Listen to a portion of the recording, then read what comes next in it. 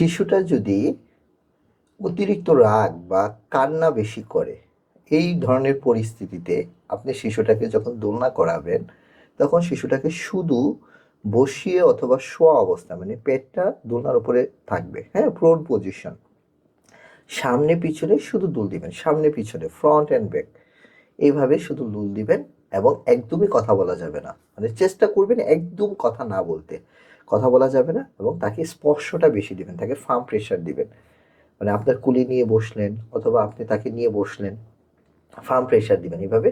Deep farm pressure মানে খুব আস্তেও না, খুব জোরে, একদম জোরেও না, firm touch pressure, firm touch pressure সারা শরীরে এভাবে দিবেন। দেখবেন যে শিশুটা আস্তে আস্তে শান্ত হয়ে যাবে ইনশাআল্লাহ। পাশাপাশি যখন আপনি শিশুর পড়ালেখার আগে, হ্যাঁ, যে তাকে লেখাপড়ার কাজ করাতে চাচ্ছেন, তখন আপনি যদি তার ফোকাসিং স্কিলটা বাড়াতে চান, তাহলে আপনাকে কিন্তু দোলনাটা ভালো কাজ করবে সেক্ষেত্রে। সেক্ষেত্রে আপনি দোলনাটা যখন দিবেন তখন একটু মাঝারি মানের দুল দিবেন, যে মাঝারি, মানে খুব স্লো না, খুব ফাস্টও না, হ্যাঁ, মাঝারি, মাঝারি ধরনের মুভমেন্টগুলো আপনি তার সাথে করতে পারেন চাইলে। এই কাজ দেখবেন ভালো রেজাল্ট পাবেন ইনশাআল্লাহ। হ্যাঁ, পাশাপাশি তাকে চোখ এবং হাতের সমন্বয় জাতীয় কিছু, যেমন বল দোলনা করা অবস্থায় বল ক্যাচ ধরা, বল থ্রো করা, এ ধরনের দোলনা করা অবস্থায় পাজেল ম্যাচ করা অথবা ঝুড়িতে কোনো কিছু রাখা, দোলনা করা অবস্থায় দেখবেন যে ওর ফোকাসিং অ্যাবিলিটিটা বাড়বে। আর যে সকল বাচ্চা বা শিশু অতিরিক্ত নড়াচড়া করে, হ্যাঁ, সারাক্ষণ দৌড়ায়, তাদের জন্য কি করবেন? তাদের জন্য অবশ্যই দোলনাটা করবেন। একটা জিনিস খেয়াল রাখবেন, বাচ্চা যদি অতিরিক্ত দৌড়াদৌড়ি নড়াচড়া করে, তার মানে তার সেন্সরি ওভারলোড আছে, সেন্সরি ওভারলোড, হ্যাঁ, মেল ডাউন হওয়ার সম্ভাবনা আছে।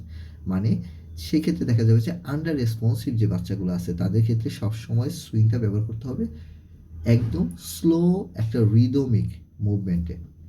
সেক্ষেত্রে আপনি যখন করবেন, তাকে দোলনাটা দিবেন, সেক্ষেত্রে আমরা যেটা করি, তাকে প্রথমে একটু অ্যালার্ট করি, মানে তাকে স্লো করে দিই। মানে সে যত হাইপার হবে, আমি তত কাম ডাউন হবে। তাকে আস্তে আস্তে করে স্লো করতে করতে করতে করতে, হঠাৎ করে তার আপনি স্লো দিলে হবে না, সেটা একটা টেকনিকের ব্যাপার আছে। তাকে প্রথমে তার মতো করে করতে দিতে হবে, তারপর আস্তে আস্তে স্লো করে করে করে করে করে করে করে তারপর বাচ্চাটাকে শান্ত করতে হয়। হ্যাঁ, সেক্ষেত্রে পাশাপাশি আমরা জয়েন্ট কম্প্রেশনটা তাকে দিতে পারি। ছোটো বাচ্চা হলে ব্রাশিং, বডি ব্রাশিংটা করতে পারি, মাসাজটা করতে পারি, বডি মাসাজটা করতে পারি। এটা একটা। মেলডাউন হলে কিন্তু যেটা করা যাবে না, কখনোই বকা দেওয়া যাবে না, জোর করা যাবে না, হ্যাঁ, জোর করে সুইং করানো যাবে না। চেষ্টা করবেন ওই থেরাপি রুমের যাতে যখন সাউন্ডগুলা, নয়েজগুলা যাতে একটু কম হয়, লাইটিংটা যেন একটু কমে আসে, হ্যাঁ, এবং ওপেন খোলা জায়গায় যেন থেরাপি রুমটা সবসময় ইনশিওর করবেন, মানে যাতে বাইরের বাতাসটা একটু আসে, হ্যাঁ। মাঝে মাঝে কিন্তু ডিপ ব্রিদিং এক্সারসাইজ করানোটাও বাচ্চাদের জন্য খুব ভালো। এবং কোনোভাবেই এই যারা অতিরিক্ত চঞ্চল বাচ্চাদের কোনোভাবেই আপনারা এই যে স্পিনিং মুভমেন্টটা করাবেন না, যেটা স্পিনিং রাউন্ড অ্যান্ড রাউন্ড, এটা করানো যাবে না। হ্যাঁ, বাচ্চার ইপিলেপসি থাকলে এটা করানো যাবে না, হার্টের সমস্যা থাকলে করানো যাবে না, বাচ্চা যদি লাঙের প্রবলেম থাকে করানো যাবে না, হ্যাঁ, ইপিলেপসি বা খিঁচুনি থাকলে, কোনো এক সময় সিজার হয়েছিল, করানো যাবে না, দয়া করে এগুলো করানো যাবে না। ভালো থাকবেন, সুস্থ থাকবেন। আসসালামু আলাইকুম।